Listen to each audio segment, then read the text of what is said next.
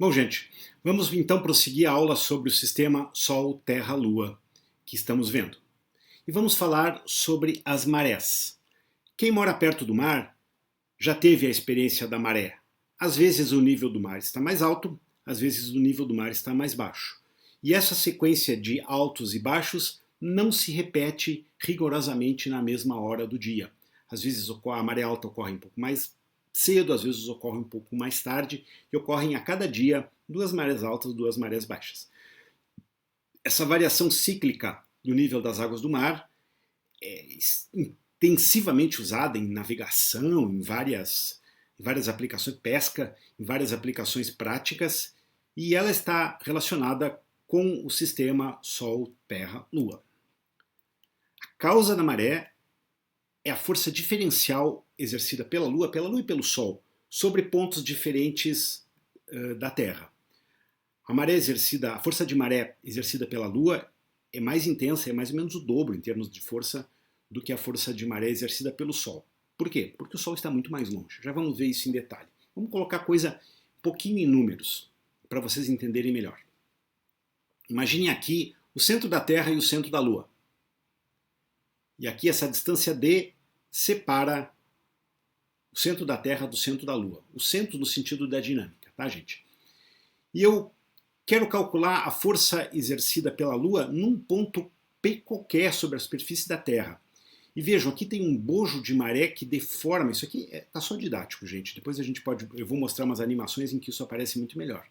Mas um bojo de maré que deforma o volume de água na Terra, no sentido de o bojo ser mais alto, a maré ser mais alta na direção da Lua e na direção oposta à da Lua, e menor aqui nas direções perpendiculares. Esse ângulo φ é o ângulo entre o ponto que eu estou interessado e a linha Lua-Terra. O ângulo θ também é o mesmo ângulo do outro lado. R é o raio da Terra, e esse ponto P aqui está numa distância do centro que é R mais dr, mais uma variaçãozinha. Bom, esse ângulo θ aqui, esse ângulo θ é sempre muito pequeno, né? Com uma distância até a Lua é muito maior do que o raio da Terra, isso aqui obviamente não está em escala, esse ângulo θ é sempre bem pequeno, porque o raio da Terra é... Quanto é o raio da Terra? Alguém lembra? De bolso? 6.400 km arredondando os números. E a distância da Lua? Alguém lembra, assim, sem procurar no Google? É 384 mil quilômetros. Então a distância Terra-Lua é muito maior do que o raio da Terra. Bom, ou seja, em outras palavras, esse ângulo θ aqui é bem pequeno. Ora, a gente pode calcular essa força diferencial aqui de uma maneira muito simples. Aqui está a força gravitacional, lei de Newton. A força é o produto das massas, a força gravitacional exercida sobre mim aqui. Eu tenho massa m, m minúsculo, a Terra tem massa m maiúsculo, eu estou a uma distância qualquer do centro da Terra, a força gravitacional tem essa cara. Ora, a força de maré é uma força diferencial, é a diferença entre a força aqui e a força aqui. Ora, se ela é uma força diferencial, ela é matematicamente expressada pela derivada da força gravitacional em relação ao R. Ou seja, colocando aqui em termos da distância d, a força de maré é expressada dessa forma aqui. Bom, tem um 2 aqui que sai da própria derivada, né, que sai daqui. E esse que é o ponto fundamental, gente. A força de maré cai com R ao cubo, não com R ao quadrado. Por isso mesmo, a força de maré exercida pelo Sol é tão menor do que a força de maré exercida pela Lua, mais ou menos metade. Então aqui só estão os símbolos, a massa de uma partícula teste qualquer, a massa da Terra ou da Lua, a distância que os separa. E o dr aqui, como eu falei para vocês, o dr está aqui, para calcular a força dF. Deixa eu mostrar a próxima figura. Isso aqui está melhor. Aqui está o dr, aqui está o R, e eu estou, então, a força diferencial tem essa cara. A variação máxima dessa força acontece, obviamente, aqui, né? Sobre a linha que une os dois centros de massa. Aqui é que está a variação máxima dessa força. A diferença de distância entre esses pontos, o centro da Terra, aqui, o próprio raio que a gente já falou antes. A força de maré, então, tem essa cara. A força de maré tem essa cara aqui. É a derivada da força gravitacional em relação a D, nesse caso aqui, né? A variável aqui é D. Se a gente for comparar as forças de maré e do Sol e da Lua, é muito simples, é só pegar essa expressãozinha aqui e substituir as massas respectivas. Ou seja, aqui eu tenho a massa que me interessa, pode ser a massa da Lua ou a massa do Sol. Elas são muito diferentes. A massa da Lua é 7,3 vezes 10 a 22 kg, a massa do Sol, arredondando, é 2 vezes 10 a 30 kg. As distâncias são muito diferentes. Isso aqui é a distância mais precisa. Eu sempre falo para vocês que a unidade astronômica é 150 milhões de quilômetros. Para ser rigoroso, a unidade astronômica é 149 milhões e 600 mil quilômetros. É 1,496 vezes 10 a 8 quilômetros, se quiser ser bem preciso. Essa é a distância média Terra-Sol. Assim como a distância média Terra-Lua é 384 mil quilômetros. Se vocês substituírem esses valores aqui, ó, isso aqui é o raio da Terra. Aqui está a distância e aqui está a massa. Aqui estão as duas distâncias, as duas massas. Se vocês fizerem isso para uma massa m arbitrária qualquer e dividir um pelo outro, vocês vão ter que a força de maré exercida pela Lua é aproximadamente 2 vezes a força de maré exercida pelo Sol. Como é que as coisas funcionam? Ora, enquanto a Terra vai girando em torno de si mesmo, o bojo de água de maré vai apontando na direção da Lua, que também está em movimento. Por isso que a coisa é chata. A Terra está girando em torno de si mesmo, a Lua está girando em torno da Terra e o bojo de maré vai apontando na direção da Lua. Em função disso, lembre da história lá do dia lunar. Em função disso, em um certo momento, considere que a maré está alta. A maré está no máximo em um determinado lugar. Passadas 6 horas e 12 minutos e alguns segundos que eu cortei aqui, 6 horas e 12 minutos, a rotação da Terra vai ter levado esse ponto a 90 graus da Lua. Mais 6 horas e 12 minutos em pouco, a rotação da Terra vai ter levado esse ponto para o outro lado, e aí vai ter o bojo oposto, e assim sucessivamente. Se vocês multiplicarem isso aqui por 4, vocês vão ter 24 horas, 49 e 50 minutos por aí, que é a duração do dia lunar. Para isso o dia lunar conta, né? Existem programas de computador que preveem a maré hora a hora em determinados lugares, aí, nos portos, né, em geral. As marés são importantes para navegação, para entrada e saída de navios em canais de portos, esse tipo de coisa é super importante saber o nível correto da maré. Então, essas contas aqui são sempre muito precisas e são perfeitamente previsíveis, não tem mistério nenhum nesse caso aqui. Outro ponto a ser considerado, a maré vai chegar mais extrema, tanto para cima quanto para baixo, quando a Lua for nova ou cheia. Por quê? Alguém saberia dizer? É bem óbvio, porque quando a Lua estiver nova ou cheia, céu, Sol, Terra e Lua vão estar alinhados, mais ou menos alinhados. Enquanto que, se a Lua estiver no quarto crescente ou minguante, a gente vai ter um triângulo retângulo. Então a força de maré da Lua e a força de maré do Sol vão estar atuando com um ângulo de 90 graus entre eles. Mas, se for uma Lua cheia ou Lua nova, vai ser 0 a 180 graus. Eles vão estar no mesmo plano, então as marés vão ser mais extremas. Então a coisa funciona assim. Imagine o Sol está bem longe aqui, mais uma vez essa figura não está em escala, o Sol está bem longe aqui está a Lua, aqui está a Terra girando em torno de si mesma, e aqui a gente está a Lua nova e a Lua cheia. Os bojos de maré ficam alinhados então com a direção da Lua. Se a gente tiver a Lua no quarto crescente ou minguante, então as forças de maré se subtraem. A maré do Sol e a maré da Lua não estão na mesma direção, uma cancela a outra. Como a maré da Lua a força de maré da Lua é maior que a força de maré do Sol, a gente ainda assim vai ter uma maré alta na direção da Lua, mas não tão alta quanto se fosse na Lua cheia ou na Lua nova. O efeito combinado, então, do Sol mais a Lua nova ou cheia produzem as marés mais extremas, que recebem o nome de maré de Cisígia. Vocês devem ter acompanhado nas notícias aí, há pouco tempo atrás, a história do navio que encalhou lá no canal de Suez e provocou um engarrafamento no comércio marítimo internacional. Como é que o problema foi resolvido? O problema foi resolvido numa maré de Cisígia, ou seja, na Lua cheia seguinte ao evento, Então a força de maré foi maior, o nível do mar subiu mais e foi possível tirar o navio lá daquela posição bizarra que ele ficou. Se os efeitos do Sol e da Lua se anularem, se os efeitos combinados se anularem, as marés, tanto a alta quanto a baixa, vão ser menores, a variação vai ser menor. Ora, um outro efeito das forças de maré. O atrito das águas com o relevo dos oceanos, mais a força gravitacional da Lua, vão desacelerando a rotação da Terra. Em que taxa? Ora, há mais ou menos 400 milhões de anos atrás, quando os dinossauros estavam começando a aparecer, o dia tinha 22 horas, ou seja, o planeta girava mais rápido.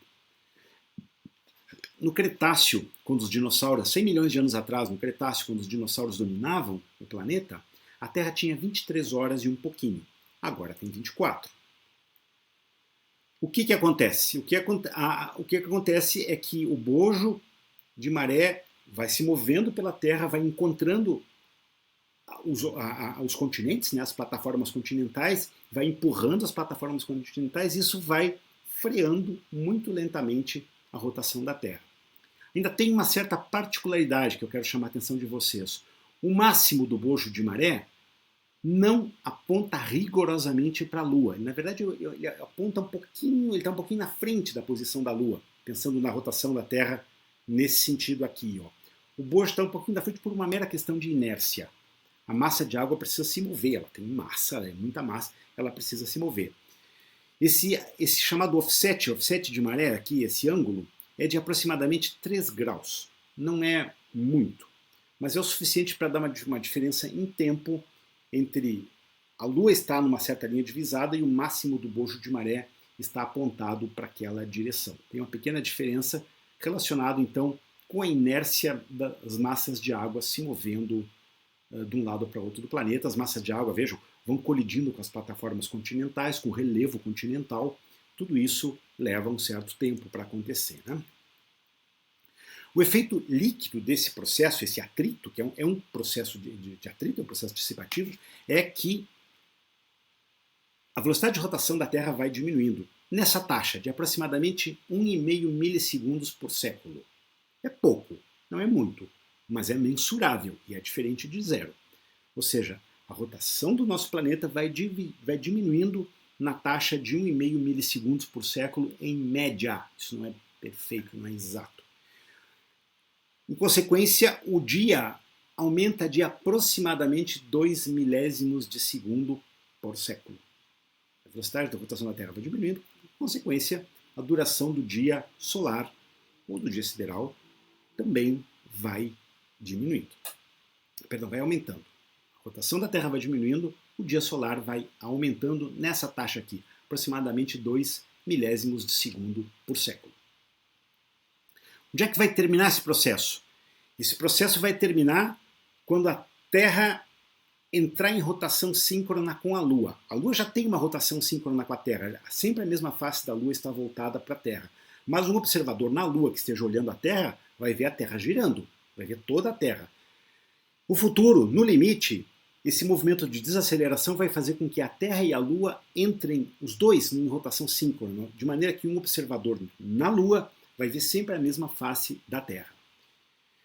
Vai ser preciso bilhões de anos para que isso ocorra. Isso não é uma coisa nem para nós, nem mesmo para a nossa espécie, porque isso vai ocorrer numa escala de tempo dos bilhões de anos, que é muito, muito maior, uma escala de tempo muito, muito maior do que o tempo de evolução biológica das espécies, né? Ora, outra consequência desse mecanismo, a Lua vai se afastando. A Terra vai desacelerando. Por que a desaceleração da Terra resulta no afastamento da Lua? Conservação de um momento angular total do sistema Terra-Lua. O sistema Terra-Lua é um sistema ligado. O momento angular total do sistema Terra-Lua, ele tem que se conservar, ele não tem para onde se dissipar. O que acontece? O que acontece é que à medida que a Terra vai desacelerando, esse momento angular vai se transferindo para o momento de inércia da órbita da Lua em torno da Terra. Vocês não sabem o que é momento de inércia? Dêem uma olhadinha num livro de dinâmica. Ajuda. Ou seja, o momento angular total da Lua tem a ver com a rotação da Lua em torno do seu eixo, é um dos componentes, e o outro componente é a órbita da Lua em torno da Terra. A soma desses dois momentos angulares é que dá o momento angular total da Lua. Esse momento angular se conserva.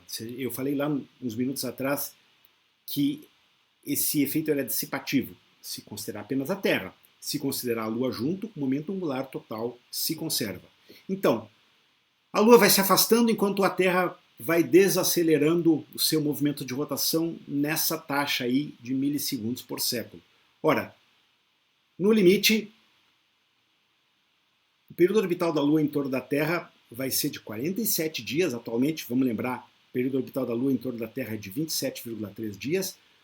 E a Lua vai se afastar até chegar a uma distância de 43% maior do que a distância atual, que é de 384 mil quilômetros, é a distância média, eu falei isso agora há pouco. Então, é uma mera questão de validade das leis de conservação. Isso é importante vocês entenderem. Não tem um mecanismo de aceleração nem desaceleração. É um mecanismo conservativo que está funcionando. A Terra vai diminuindo o seu movimento de rotação, a Lua vai se afastando, de maneira que o momento angular total do sistema se conserve. No limite, a gente vai ter essa configuração.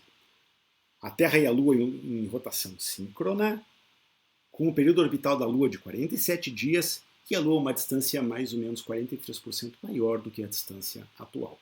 Para que isso ocorra, vai ser necessário bilhões de anos, mais ou menos o tempo de vida restante do Sol.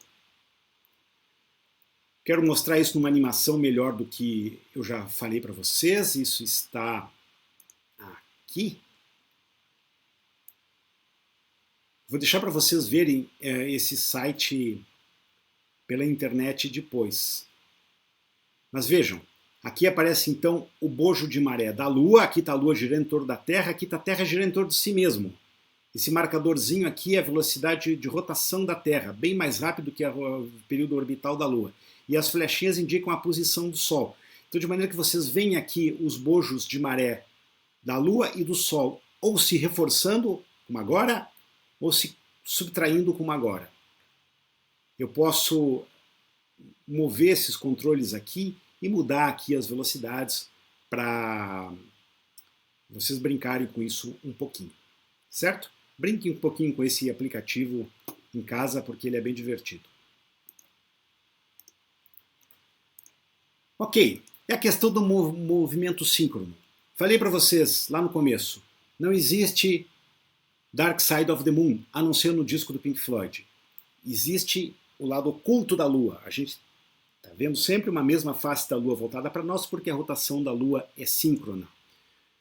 Ou seja, a Lua foi perdendo o momento angular, as forças de maré da Terra sobre a Lua fizeram que a Lua perdesse momento angular, até que o período sideral da Lua, o período orbital dela em torno da Terra, fosse exatamente idêntico ao período de rotação. Vamos procurar entender isso nessas figurinhas que são bem simples. Vejam. Essa é a situação real. Aqui está a Terra, aqui está a Lua, aqui está a face da Lua, sempre tem uma face sombreada e outra face mais lisa aqui, ó. A face sombreada está sempre voltada para a Terra. Mas imaginem que eu seja um observador externo ao sistema, que eu esteja aqui onde está a minha flechinha do meu cursor aqui no lado direito da tela.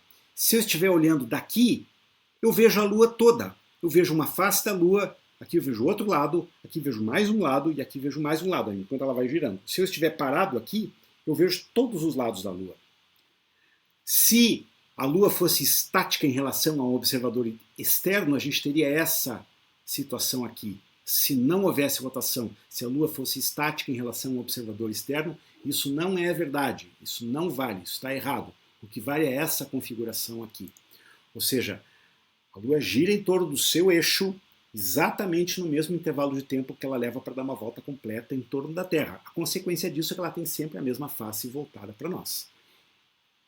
Nessa configuração, ou seja, as marés exercidas, a força de maré exercida pela Terra sobre a Lua ocorre sempre na mesma direção, de maneira que a rotação da Lua é travada.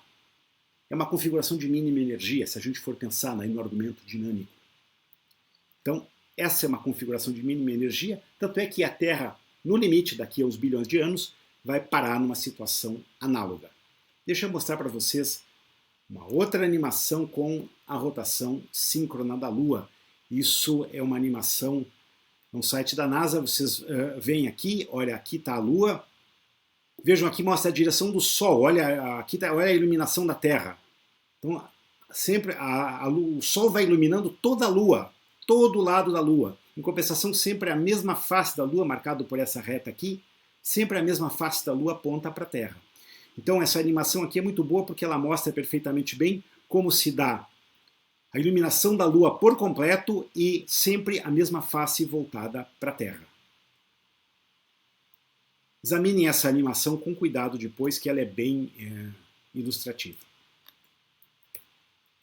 Finalmente, a libração, um outro movimento que a Lua faz. A libração é uma espécie de bamboleio. Se vocês estão olhando dali a Lua, vocês vão ver a Lua bambolear. Eu já vou mostrar uma animação que mostra isso.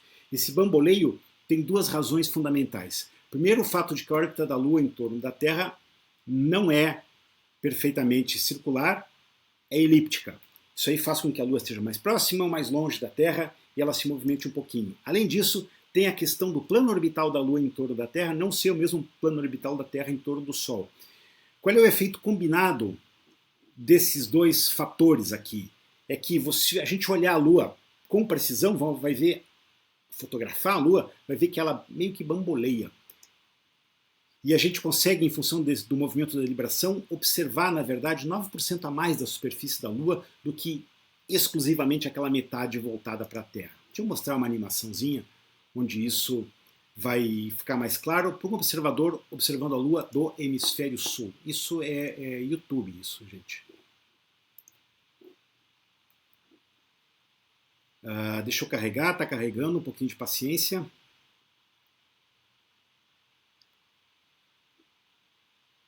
Ok. Observem que enquanto a Lua o ciclo das fases vai transcorrendo, a Lua vai se movimentando. Ela meio que bamboleia. Esse bamboleio da Lua, olhem, aqui mostra a Lua, a Terra, eu vou ampliar aqui para ver se isso fica melhor de ver. Fica. Vejam, tem até a identificação das crateras aqui. Vejam como se dá o bamboleio. Olha, aqui a fase crescente, fase cheia, chegando na cheia, e a Lua vai meio que bamboleando. Notem também que às vezes ela está mais perto de nós e às vezes está mais longe de nós. Claro, porque a órbita não é circular, é a órbita elíptica. Tem um perigeu quando ela está mais perto, tem um apogeu quando ela está mais longe. Dê uma olhada no ciclo das fases da Lua, porque é bem instrutivo aí esse movimento aqui, e ele é mostrado aqui em vários detalhes, né? Tem bastante informação nesse vídeo aí. Ficou claro isso, gente? Aqui então nós terminamos a segunda parte dessa aula.